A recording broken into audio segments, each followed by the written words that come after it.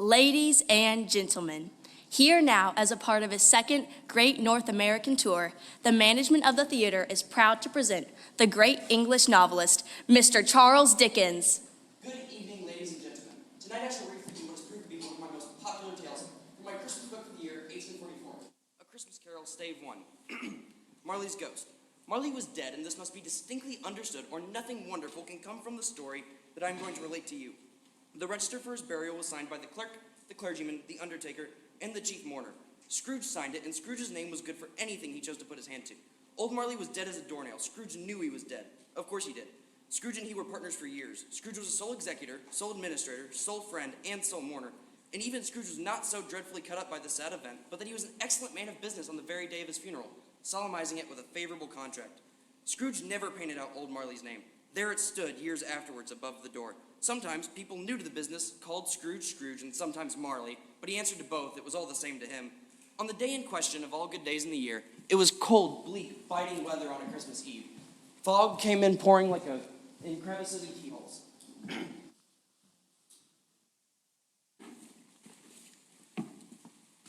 Behave yourself or Mr. Scrooge will get you in your sleep. I have no money for homeless beggars.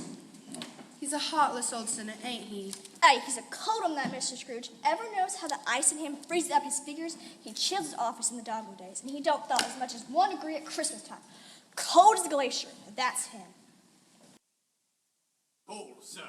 You wanted more coal. Well, sir, only I saw one lump in the grate yesterday morning, and that is plenty. Well, sir, only... Oh, never mind. Did you have a good evening, Mr. Scrooge? If you call dealing with poor people good, yes. Ah. Oh, Merry Christmas, friends. Merry Christmas, Uncle. God save you.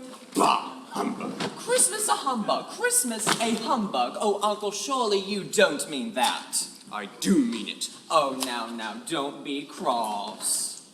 What else can I be when I live in a world of fools?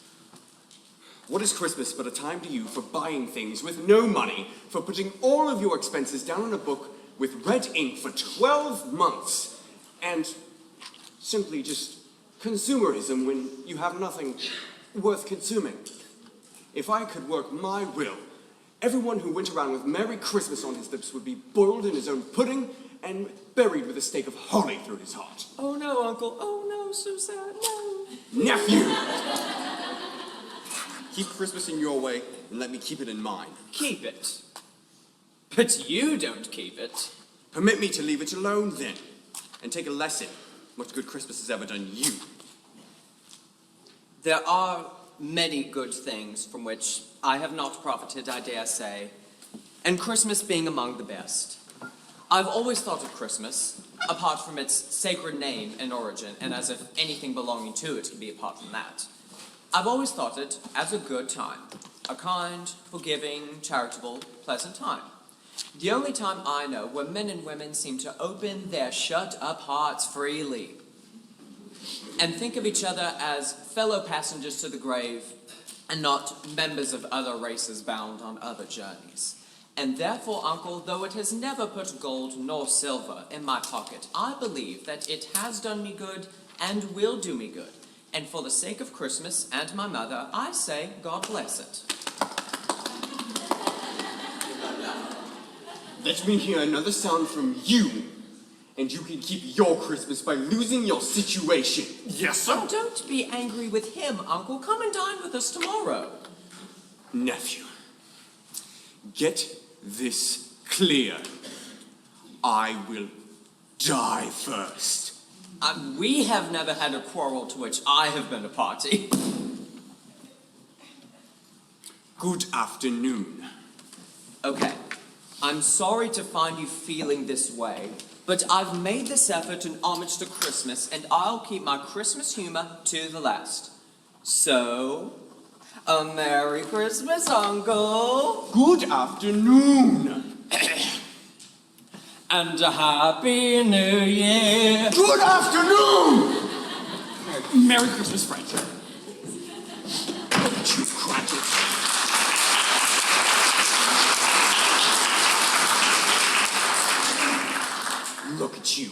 You make no more than 14 shillings a week, and you live with the burden of a wife and children in Camden Town, and you talk about a Merry Christmas. I really should have you admitted to a mental institute. Scrooge and Marley's, I believe. Have we the pleasure of addressing Mr. Scrooge or Mr. Marley? Mr. Marley has been dead 7 years. 7 years ago this very night. Well, we have no doubt his liberality is well represented by his surviving partner. Liberalities. Our credentials, sir. At this season of the year, it's desirable that we should make some provision for the poor and destitute. Thousands are in want of common necessaries. Hundreds of thousands are in want of common comforts. Are there no prisons? Oh, plenty of prisons. And the workhouses, they're still in operation. Very busy, sir.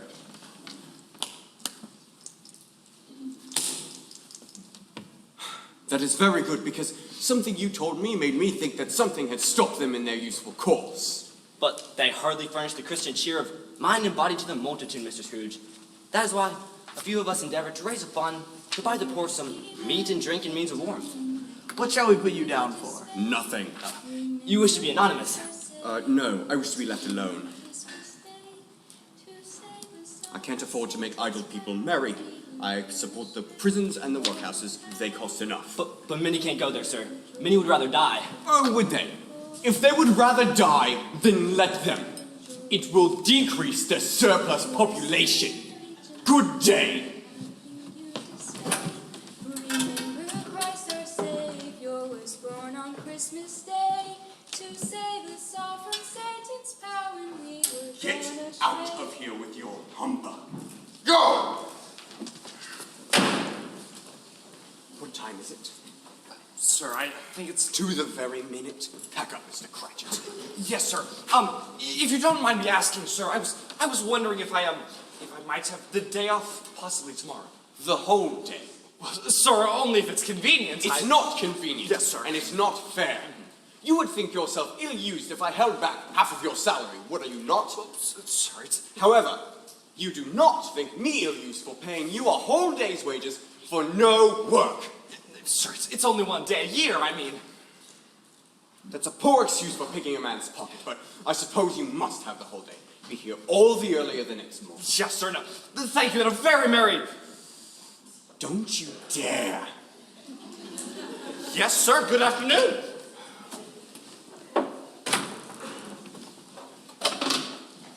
Oh dear, it's an evil night. Let them try and keep Christmas in this weather.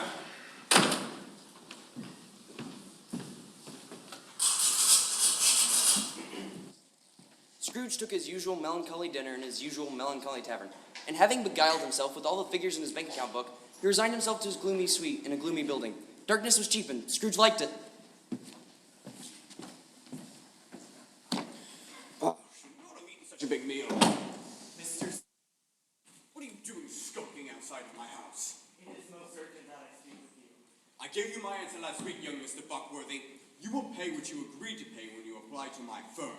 There will be no grace period, there will be no twaddle, and there will be no more delays. On the day after tomorrow, Christmas payment is due.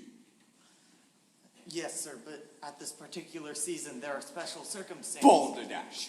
As I said, Christmas comes tiresomely, year in and year out. You can't use that to get around me. Oh, no, indeed, sir. You see, it is my wife. We have discovered...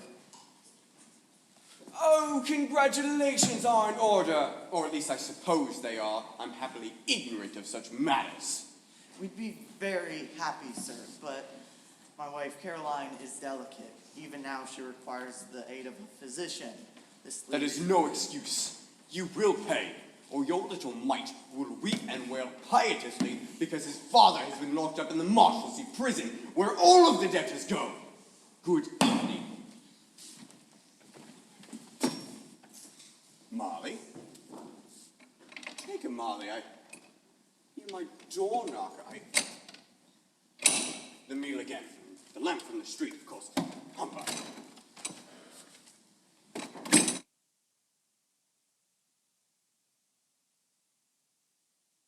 dismal old house it was, lost in a hidden yard where it had so little business to be. All of the offices have been left black and silent at this hour. To be rattled by a load of humbug from your stomach. But all I must do is simply calm down. It's what I always do. I bolted you. Bolted this door. Yes. All right. Come on now. Who's there? I'm ready for you. Come on now. Who are you? Ask me who I was. You're mighty particular for a ghost. In life, it was your partner, Jacob Marley. Jacob? No. Humbug. Utter humbug. The meal again. Why do you doubt your own senses? Because little things stir them up. You are not a spirit. You're an undigested bit of beef. Perhaps a blot of mustard. There's more gravy. Do you or do you not believe in me? I do. Please tell me. Why do spirits walk the earth tonight? It is required of every human being that he must travel far and wide abroad his fellow men. If he does not do so in life, he is condemned to do so after death, doomed to view what he cannot share, but could have shared in life. But you are chained. Why? I wear the chains I made in life. I made it link by link and yard by yard. I put it on of my own volition. Is the design so strange to you, Ebenezer Scrooge? You wear the same chains. Chains? No. I wear no chains. Please, Jacob, speak comfort to me. I have no comfort for you, Ebenezer Scrooge. That comes from other regions. Nor can I tell you everything that I might. A little more time is all that's permitted to me. I can't rest. I can't stay. I can't linger anywhere. In my life, my spirit never roved beyond our money-changing hole. And now many more weary journeys lie ahead of me. 7 years dead. Have you been traveling all this time? Yes, no rest, no peace, just the incessant torture of remorse. Remorse? You were always a splendid businessman, Jacob. Business? Mankind was my business. Charity, benevolence, and forbearance were my business. My trade was but a drop of water in the comprehensive ocean of my business. I failed to learn those lessons. At this time of year, I suffer most. Christmas time? Yes. Why did I walk through the crowd of my fellow beings with my eyes turned away? Mark me, Ebenezer Scrooge, I have arranged this so that you might shun the path I now tread. Thank you, Jacob. You are always a wonderful friend. Thank you. Tonight, you will be haunted by 3 spirits. Thank you. Did you say haunted? Haunted. Is that the chance of hope you're offering me? It is. I think I'd rather not. Expect the first when the bell tolls 1. Can't I just take them all at once and get it over with? Expect the second when the bell tolls 2, and expect the third when the bell tolls 3. Jacob, where are you going? Goodbye, Ebenezer Scrooge. Save yourself if you can. Jacob, don't leave me, please. Jacob, tell me more. I don't understand.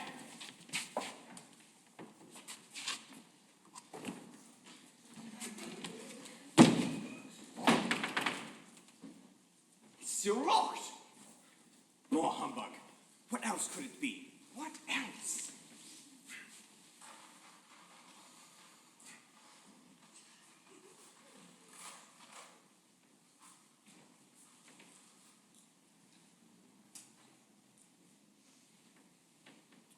Quarter past. Half past. A quarter to. The hour itself. Nothing! Nothing!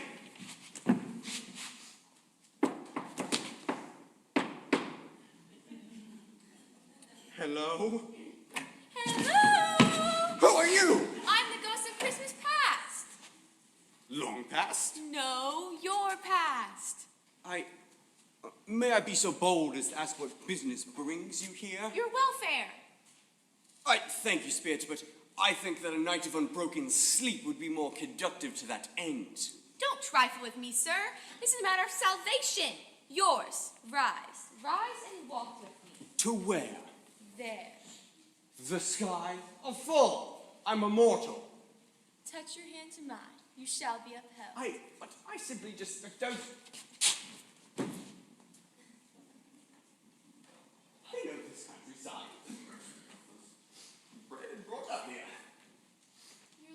trembling, and what is on your cheek? Nothing. Nothing at all. Do you know this path? Know it. I can walk it blindfolded. And the great mansion of dual red brick at the head of the path? My school. What else? The charity school for parents who were too poor to care for their children. Strange to have forgotten these things throughout the many years. It was a large house with broken fortunes. The spacious offices were little used, their walls were damp and mossy, and their gates decayed. All of the rooms were poorly furnished.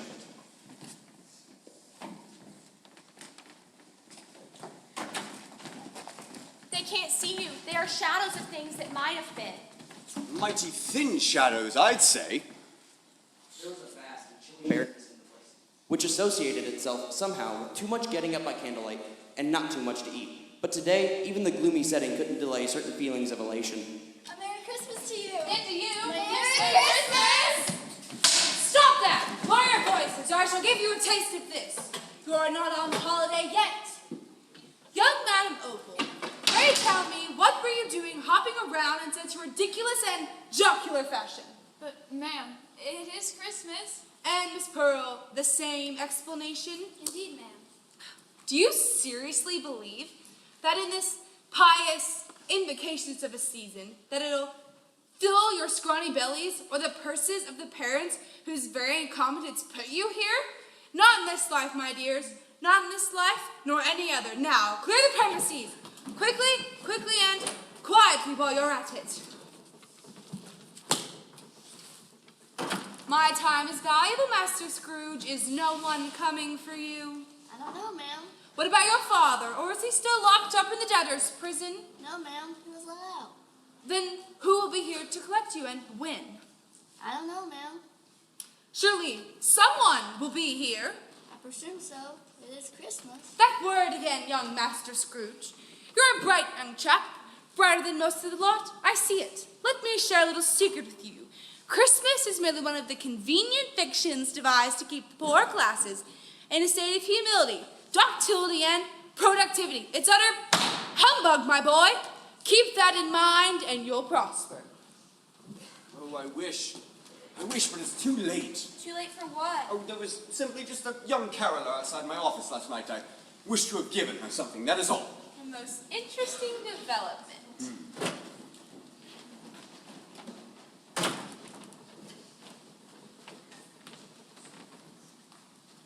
Ebenezer, Man! I have come to bring you home, brother dear. Home? Yes, and not just for Christmas, for good and all. Father's a changed man. He has a new position, sweeping out a number of very fine commercial establishments. He's been ever so much calmer and kinder. He spoke so gently to me the night before the last. I was not afraid to ask him once more if you might come home, and he said yes. He sent me in a coach to bring you, and it cost an awful lot, but he was empathetic. You are to come home with me, find a good situation, and never come back here again. But first, we're to be together all Christmas long and have the merriest time in the world. Oh, you're wonderful. Who is this? This is my sister Fan, and I'm going home. Thank goodness. Bring Master Scrooge's box. Quickly. Glad you're going home. I was getting rather tired of you. Fine, thank you. Get out of here and never return. Oh, Fan, she had always such a delicate heart, but a breath could have just withered her away. Yes, Spirit, I won't deny it. Although she was my younger sister, she was always my strong anchor. And when our mother died, she filled that role for me, and she cared for me. Fan! She can't hear you. Your chance was long ago. Come on, we must hurry on.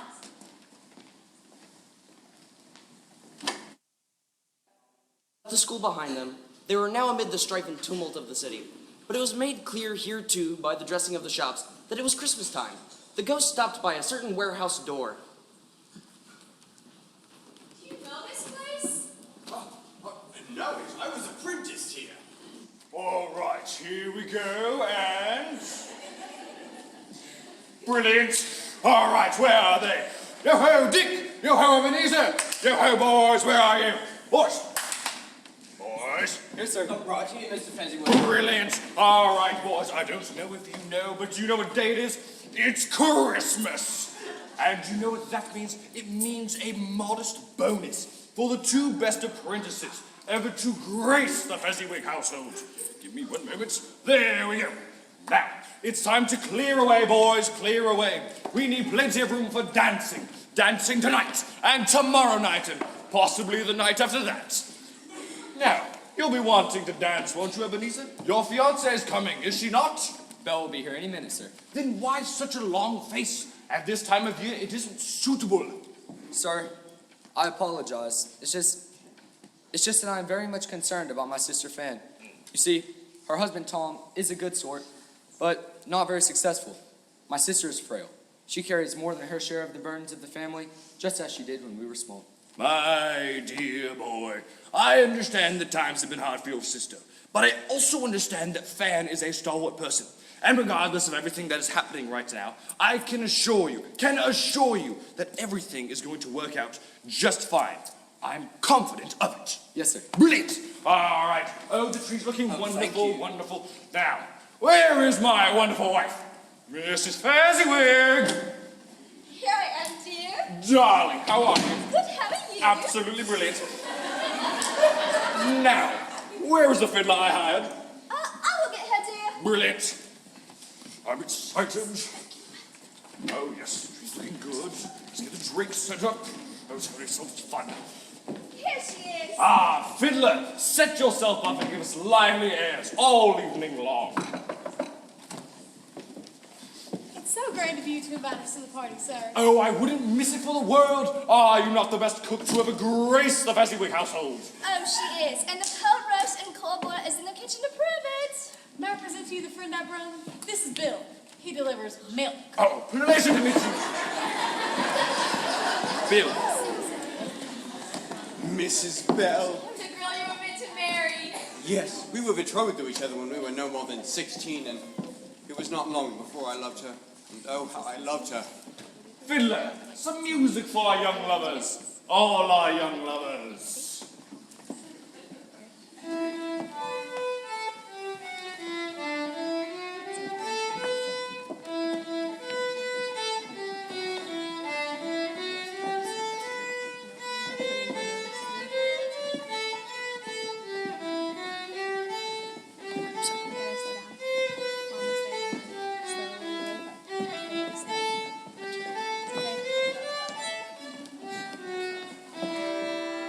A Merry Christmas, my darling. Yes, it is. Isn't it the best ever? And with all these lovely Christmas decorations. Yes. Aren't they wonderful?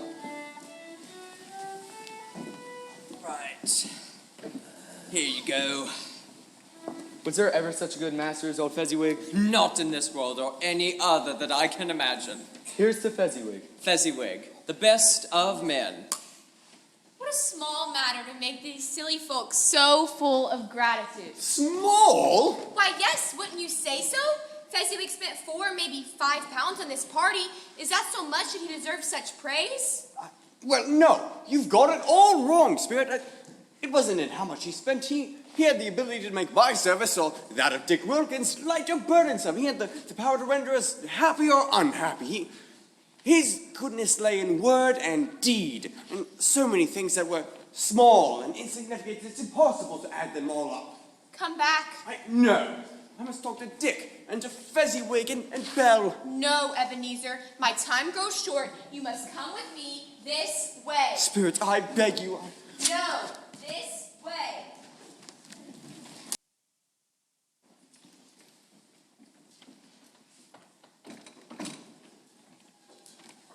Ebenezer, I came the moment I received your message. How is Fan? she What is it? Cousin, how is my sister? delivered a handsome son. Oh, Fan. The doctor's with her now. He's done all that he can. They'd already decided to name the boy Fred. Fred? I warned her. I warned her the ordeal might be too much. I know, but we both know how badly they wanted a child. Was she in pain? Yes, Ebenezer. It grieves me to tell you that she was. Spirit, how I remember. Oh, how I remember. And then everything began to change.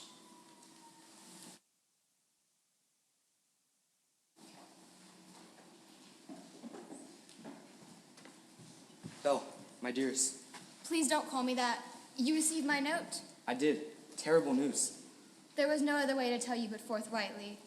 I don't understand your decision to break our engagement. That's why I asked you to meet me here at 6:30. I'm sorry to be so late. I had to stay and confer with the solicitors about their new leases and contracts. They will make me a huge sum. You see, you do understand my note after all? No. Could anyone idolize you more than I? Another idol has displaced me. And if I can't cheer and comfort you in the times to come, as I would have tried to do, that is the way of the world, Ebenezer. What are you talking about? What idol has displaced you? A golden idol. Belle, be reasonable. I'm only trying to deal with the world on its own terms. There's nothing the world professes to condemn with such severity as the pursuit of wealth, and nothing on which it is so hard as poverty. You're a changed man, Ebenezer. All your other hopes and dreams have fallen away, leaving one. The hope the world will never scorn you for being poor. Belle, It's true. I've seen your nobler aspirations fall off one by one, until only one master passion engrosses you. Gain. and what of it? Even if I've grown wiser, I'm not changed towards you. Belle, am I? When our parents made the marriage contract long ago, you and I were poor but content to be. We knew that hard work would improve our situation modestly as the years passed. But back then, you were a different man, Ebenezer. I was a boy, witless and naive. You see, your own feelings tell you that you're not what you were. And alas, I am. How painfully and how often I've thought of that, I won't say. But it's enough that I've done so that I can release you. I do so with a heart of love for the man you were. What of it? Do you want me to truly believe that you seek me out now? You think not. I would gladly think otherwise if I could. It's a hard truth, but it is the truth. Do you truly want me to believe that you'd seek a girl without a dowry? One who by your own admittance weighs everything by gain or loss? Or suppose you did? I know that repentance and regret would surely follow. I dismiss you, Ebenezer. I do so with a heart of love for how we were. You may feel a little pain, but only for a brief moment. And then you'll dismiss the memory, an unprofitable dream. May you be happy in the life you've chosen. Don't do this, Belle. There's no other way. Goodbye, Ebenezer. No, Spirit, this is too much. There's only Please. one more shadow of the past to be seen. I don't wish to see it.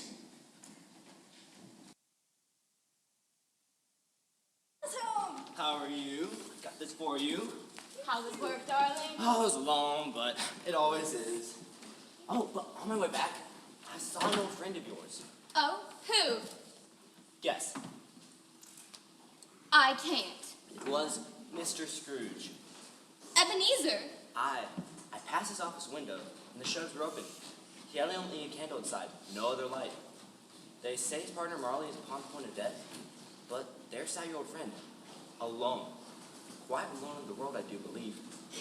How sad. But that is the life he chose. No more, Spirit, no more.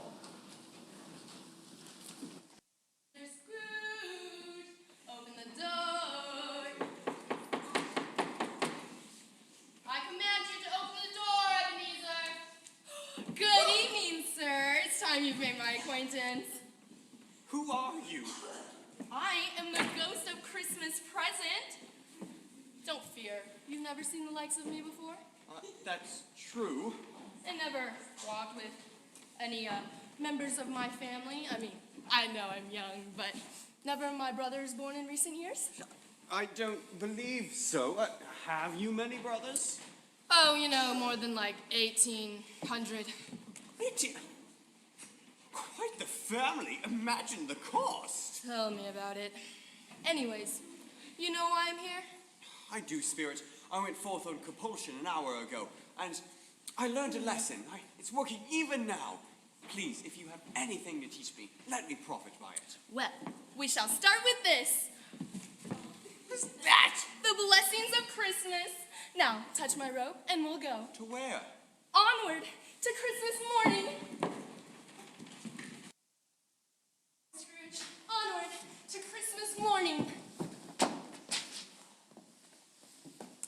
Fred, let's have a game. Capital idea, Topper. What shall it be? Our favorite, yes and no. Hold on.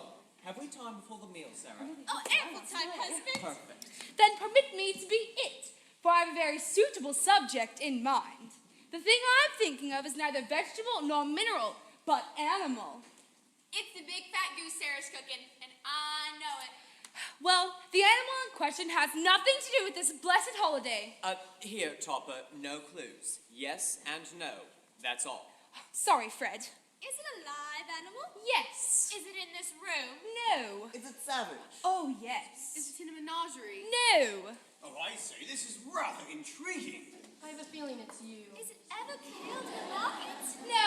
But it is a disagreeable animal? Yes. Does it grunt and growl sometimes? Oh, absolutely. Does it live in London? Yes. Oh, I know, it's a bear! Oh, it's a bear! Yes! No. What? What's next? What's next? Was it a dog? No. A pig? No. A cat? No. But it walks around London. Mm-hmm. It's very disagreeable. Yes. Does it talk? Yes. Oh, I know what it is. I know what it is. What Is it? It's your Uncle Scrooge. Yes, you got it. However, you misled us. I distinctly recall us asking you, is it a bear? To which you said no. And that was sufficient enough to divert our thoughts from Uncle Scrooge. Well, I did have some doubt in that answer. Sorry, my friend. But you did say this animal had nothing to do with Christmas, and sure enough, your uncle never joins us for these Christmas festivities, does he? Alas, no. He says Christmas is a humbug, and he believes it too. He's a pitiful creature. I suppose that's true, Mrs. He is a comical old fellow, though Topper is right. He does growl and snap way too much. Never mind, never mind. His actions carry their own offenses. Your uncle's very rich, isn't he? Yes, but what of it? His wealth is of no earthly use. He doesn't make himself comfortable with it, but I can't be angry with him. I'm sorry for him. Who suffers by his ill whims? Himself, always. He gets it into his head to dislike us and won't come and dine with us. And what are the dire consequences? He loses dinner. A very good dinner. I was True, just about to very say true. that, my love. Yes. I have absolutely no patience with him. I see no reason to invite him here ever again. No. I mean to give him the same chance every year, whether he likes it or not. He may rail at Christmas till he dies, but maybe he'll think a little better of it if he finds me going into his office year after year saying, Uncle Scrooge, how are you? How am I? I am not in the Christmas spirit. Humbug, humbug. Great impression, Fred. Thank you. I shook him yesterday. I could tell, and I shall certainly continue. If it only puts him in the mood to leave his poor clerk £50 someday, that's something. Meanwhile, he has given us plenty of merriment this evening, and it would be ungrateful of us not to drink his health in a good, tasty cider. So, I give you Uncle Scrooge. A Merry Christmas and a Happy New Year, wherever he is. He wouldn't have it from me, but he shall have it nonetheless. Uncle Scrooge? Yes, Uncle Scrooge. Huzzah! A pack of children, giggling and shouting. Oh, please. They were being festive. I rather had the impression you were enjoying it. I would never! Lead on! Where should we go next? A coal miner's hut? A deck on the ship of a... Would you let me finish? A deck on the ship of a stormy Atlantic? Or a beggar's hovel? At each place, in their own way, each receives the day's blessing. I'm done now. We shall see my clerk. Who? My foolish nephew mentioned my clerk, Bob Cratchit. He's a nice, sober man who lives in Camden Town in 4 cramped, tiny little rooms. I shall see Bob Cratchit's Christmas. All right, done. Leon, what has happened to your precious father? And your brother Tiny Tim? And your sister Martha? She wasn't half so late last Christmas Day. Here's Martha, Mother. Hurrah, Martha, you've never seen such a goose as we have today. Welcome home, my dear. You're so late. I feared you couldn't come at all. Oh, we had a deal of work to finish up at the millinery shop last night, Mama, and more to clear away this morning. But they let me have the rest of the day off. They're such fine folk, don't you think? Yes, indeed they are. Have a seat by the fire and get warm. No, there's father coming. Hi, Martha, hi. All right, Tim. All right, buddy. Now, Peter, if you could help me with Tim. Thank you, buddy. Good evening, everybody. Good evening, good evening. How is my wonderful... Where's Martha? Not coming. What do you mean she's not coming? On Christmas Day? Okay, well, what are we going to do? Oh, Papa, Papa, here I am. You spoiled it. You came out too soon. I'm sorry, I can't help it. I don't like to see Papa so disappointed. And I don't like to see you gentlemen trooping here with all the grime of London town on you. Wash your faces, my dears, and peek at that luscious goose while you're at it, Bob. Martha, dish the hot plates and sweeten the applesauce if you please. Belinda, stir the gravy, then check on the pudding for me. Peter, finish mashing the potatoes on the stove. Vigorously, vigorously.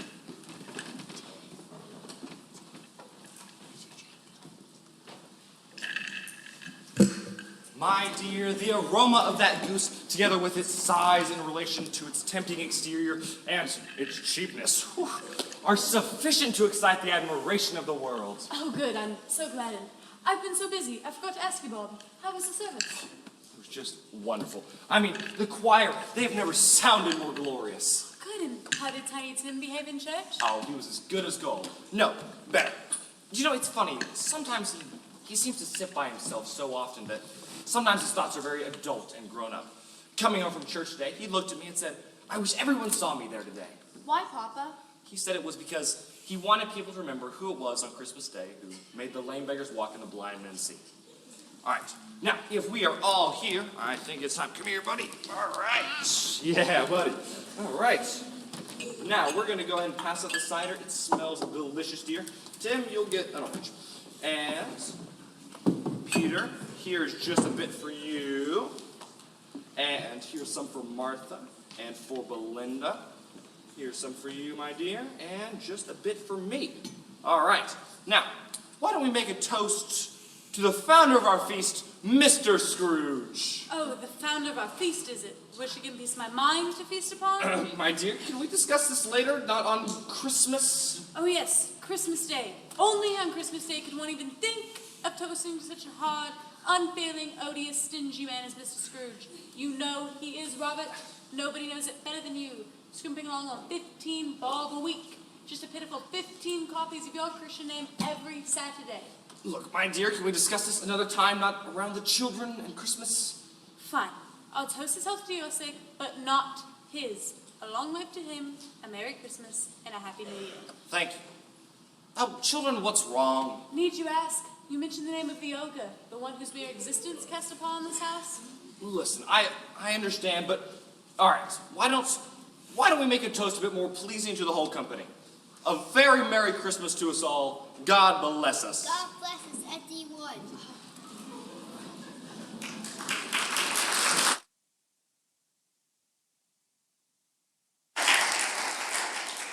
Tell me, Spirit, what of the boy?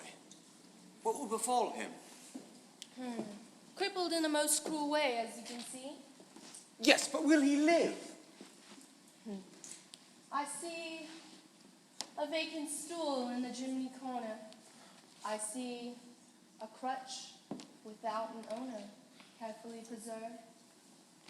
If these shadows remain unchanged by the future, the child will die.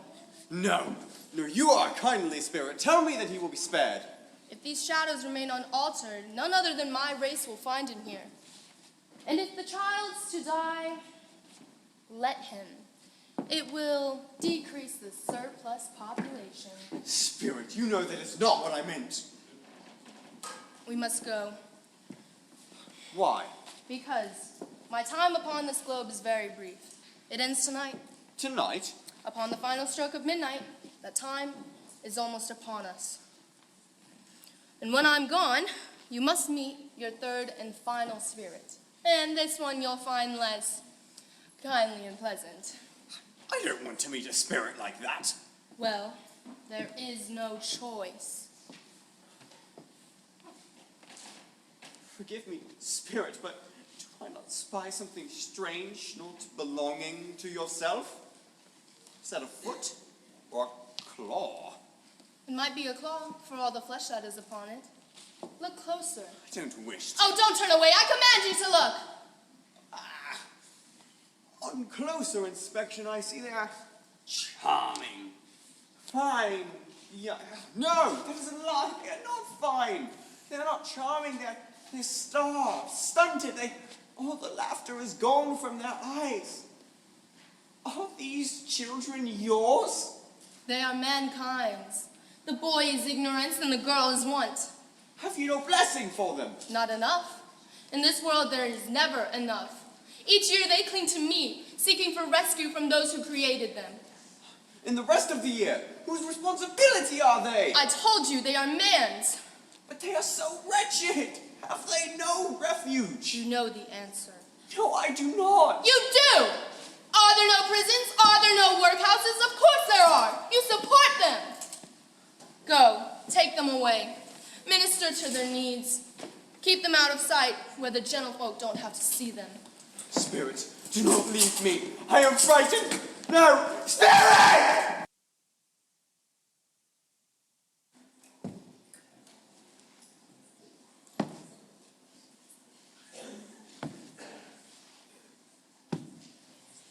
Am I now in the presence of the ghost of Christmas yet to come? What does that mean? Please, speak to me. I fear you more than any of the other specters. No, I must not fear. I know that your purpose is to do me good, and you will do me good. Please, speak to me!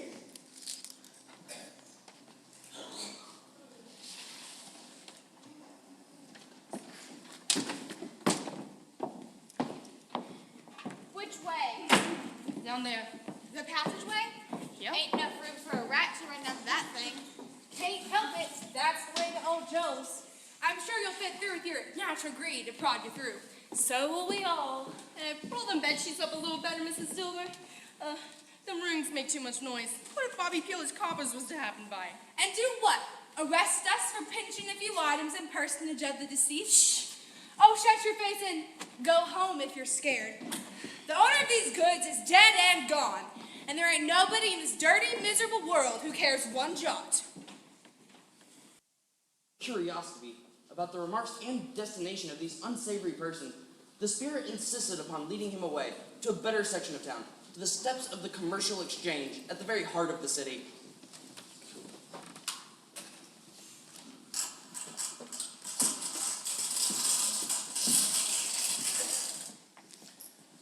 How are you? How are you? Well, I see old Scratch has got his at last, eh? So, here, rather cold, isn't it? Seasonable for Christmas time. Good yes. morning, Good gentlemen. morning. Good morning. Good morning. Morning, So yes. sorry to intrude, but I just so happened to hear you two were talking about old Scratch. When did it happen? Last night, I believe. Well, I'm astounded. He was hard on me. I thought he'd never die. What was the cause, though? God knows. What has he done with his money? No idea. He's left none of it to me. Most of it to his firm, perhaps. It's sure to be a cheap funeral regardless. Shall we volunteer and make up a party? I don't mind going if lunch is provided, but I must be fed. Well, I rarely eat lunch and I never wear black gloves, but I'll go if the rest of you are going. But only if there is lunch. Oh, absolutely. Why else would anyone go?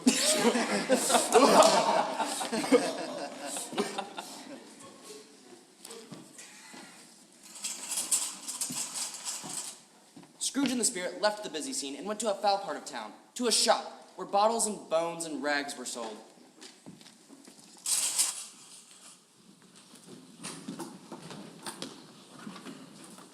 Well, 'tis my favorite laundress. Got something for old Joe, have ye? Plenty.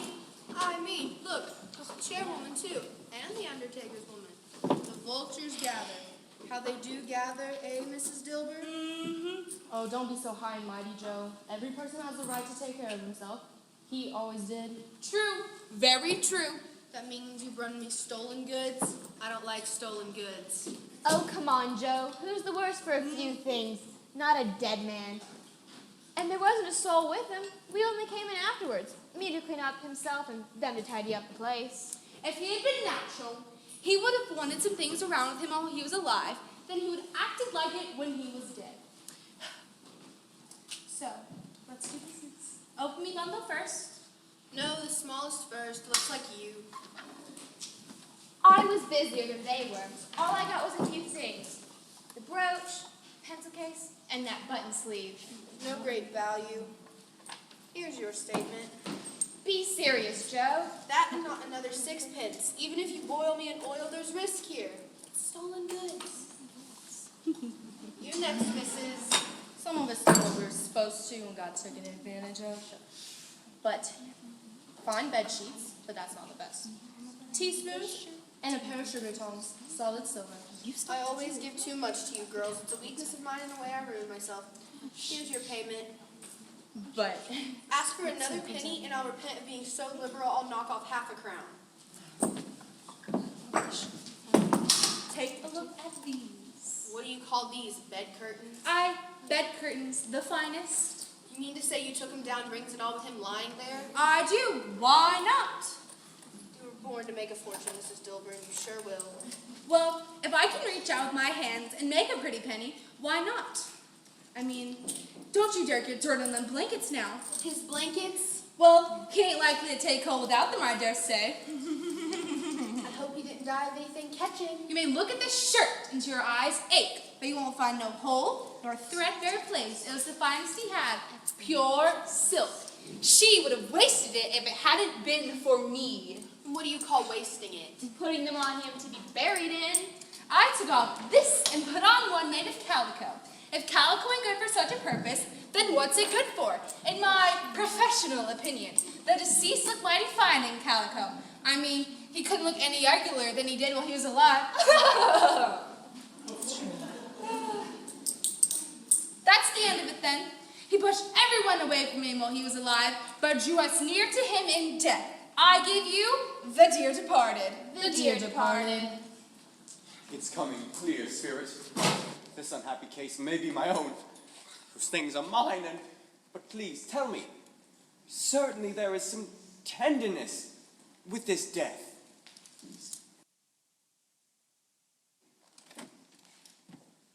Mr. Buckworthy. John, you're gone so long. What news? Good or bad? My dear, it is both. Are we ruined then? Not quite, Caroline. There is hope. There is if you relent. Has that miracle happened? No, and he's past relenting. He is dead.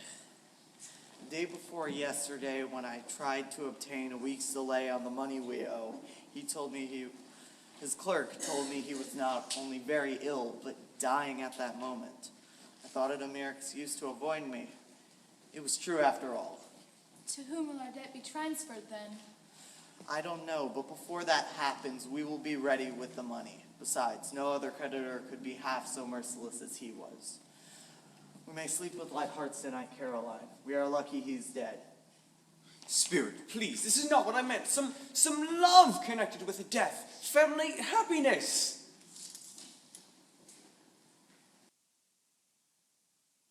Mother? The clothes are cut to my eyes. That's all. It's not the sewing, is it, Spirit? That it took place by the fire. There. That's better. Are my eyes red? No, Mother. Good. I wouldn't want them that way when your father comes home. Not for the world. It must be nearly time. That's it, rather. But he walks slower than he used to, Mother. I've known him to walk with tight and put his shoulder in. To go very fast indeed. So have I. Often. So have we all, Mother. But he was very light to carry, and his father loved him, so it was no trouble at all. He's home. Good evening, everyone.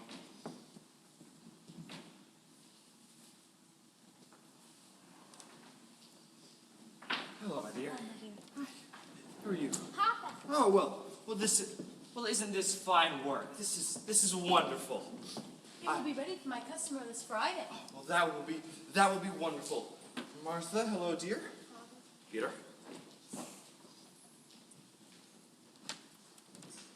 Did you go by there today, Robert? Yes, I did, my dear. It was. I wish you could have gone with me. Just to at least see how green of a place it is, even in winter. The grass is gorgeous and flowing, and the flowers are beautiful. But I promised him that I would take each of you, that I would take you, Belinda, and Martha, and Peter, and I just miss him.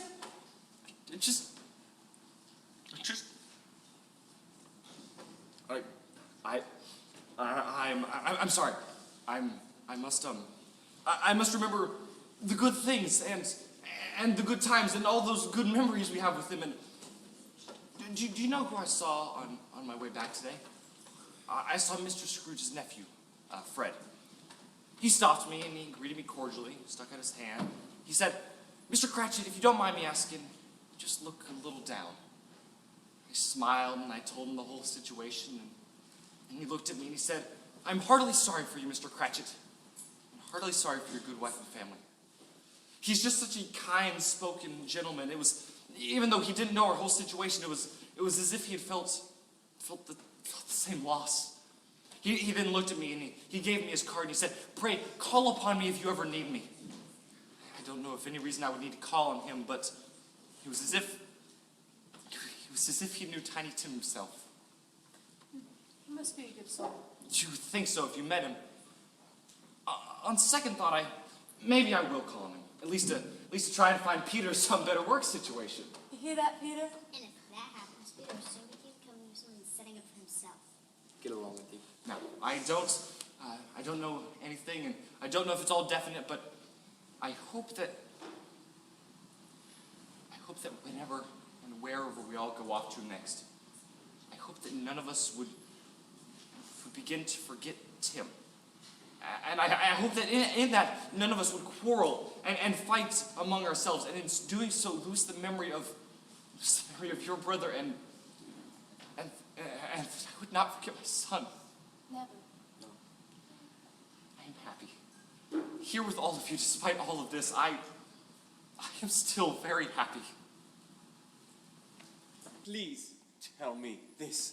Are these the things that will happen, or are they things that may happen? Can I change this with an altered life? And one more thing, Spirit, even though I fear I already know the answer. Who was the man that those 3 vultures derided even as they stole from him? Who was the man who made no difference in the world after he croaked? Please, Spirit, the name!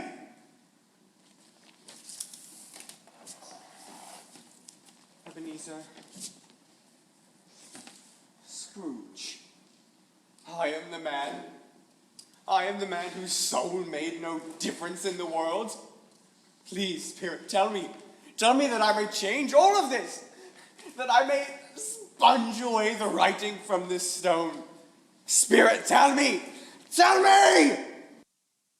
No, all 3 spirits, tell me I may sponge away that writing.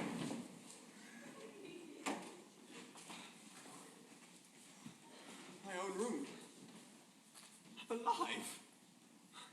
It can all be dispelled. It can all be changed. I'm light as a feather.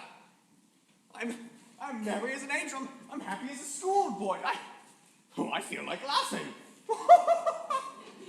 Really, for a man who had been out of practice for so long, it was a brilliant laugh. The father in a long line of brilliant laughs. Oh, but I don't know what day it is. I don't know how long I've been among the spirits, so I don't know anything. I'm like a baby. But I'd much rather be a baby for... Hey, wait! Yes, sir? What is today? Today, I believe it is Christmas Day. Oh, Christmas. I haven't missed it. Wait! Yes. Do you know the poultry shop, the one around the corner? I should hope I do. I live around it. Do you know if they've sold the prize turkey? The one as big as me? Yes, go and buy it. Come on, sir. Don't pull my leg. Oh no, I'm in earnest. Go and buy it, bring it back here, and I'll give you a shilling. Bring it back in less than 5 minutes, and I'll give you an entire crown. Oh, I'll send it to Bob Cratchit's. It's twice the size of Tiny Tim, and they shan't know who sent it. He prepared himself to go out into the streets. Shaving was not an easy task, for his hand continued to shake. And shaving requires attention, even if you don't dance while you're at it.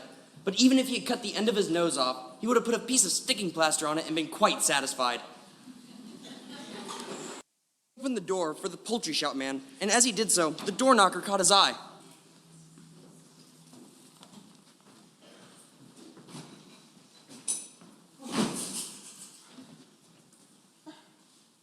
Where's my turkey? Oh, there it is. Oh, that bird never could have stood up on its legs, could it? Oh, I snapped him off right short. Here you are for the turkey and the crown, and for a cat. It's impossible to carry that all the way to Camden Town. Oh, and here you are,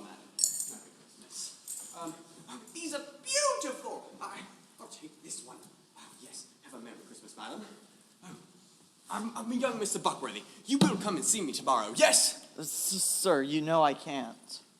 Oh, of course you can. See me tomorrow for an extension on your loan. It's Christmas after all, and we wouldn't want to rob a single cent from that new offspring of yours. And Scrooge and Marley's will survive a good long time without your money. In fact, Merry Christmas, young Mr. Buckworthy. Merry Christmas to you as well, madam. Same to you. No more humbug. It's a miracle. Merry Christmas, sir. Merry Christmas, Mr. Scrooge. Yes, that is my name. And I fear that it may not be pleasant to your ears, but please, hear me in this. I pray that you were successful in your fundraising yesterday, and please, give me the slight favor of... Lord bless me. My dear Mr. Scrooge, are you serious? Oh, yes, and not a farthing less. A great many back payments are included in that, and please, see me tomorrow for that. Oh, yes, sir. Thank you, thank you. Thank you. Thank you. 50 times over, sir. He went to the church and walked about the streets. He watched the people and patted the children. He questioned beggars and looked into the windows of houses and up the kitchens, and found that nothing could yield him such pleasure. He'd never dreamed that any walk, that anything could yield him so much happiness. And yet, he came to the door of a house that he had not entered in many, many years. Nephew! Nephew, open the door! Open! Uncle? Yes! My spinning soul! Oh, bless my soul, is it really you? Yes, it is I, your Uncle Scrooge. I'm astonished to see you. Please come in. Oh, yes. Merry Christmas, Fred, and Merry Christmas, Sarah. Did you say Merry Christmas! Today is that blessed day, is it not? Oh, what brings you here, Uncle? Oh, well, you see, you did tender an invitation to dine, did you not? And have you dined yet? Not yet? Oh, may I join you? Oh, of course, Uncle Scrooge. Oh, Merry Christmas, the merriest of Christmases. Oh, let me take your hat and your coat. No, No. Oh, please make yourself at home. Can you stay an hour or two? I can stay all day. I have nothing but to revel in the joys of Christmas until 8 o'clock tomorrow morning. And what are you going to do after that? Catch Bob Cratchit coming in late.